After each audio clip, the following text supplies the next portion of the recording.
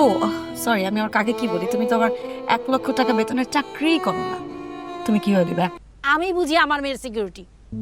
শোনো, তোমাকে 15 লাখ টাকাই দিতে হবে একটা। কিন্তু আমি এখানে এক মুহূর্ত আর থাকবো না, আমার এখানে দম বন্ধ হয়ে মারা যাবো আমি। শৈলী রাতে বাড়িতে চলে এসেছে।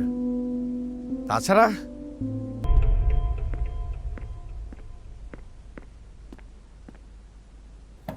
তুমি যাচ্ছ বিপরীতে, আবেগ বাড়ছে বহু।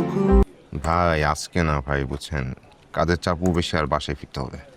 সিঙ্গেল মোড মানে পরিচিত কোনো আদার্স ভালো অপশন যদি থাকে সেখানেও আমাকে একটু রেফার করেন।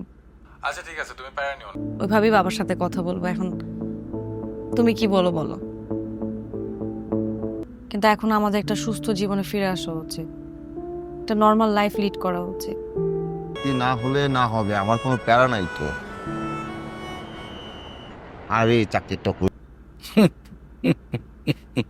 আর কত বলবো তোরে? শোনো মা, প্রোগ্রাম আছে, ওটা শেষ করেই আসবে, আমাকে বলেছে, কথা হয়েছে। আর আসছে যেমন ছেলে। হ্যাঁ বাবা।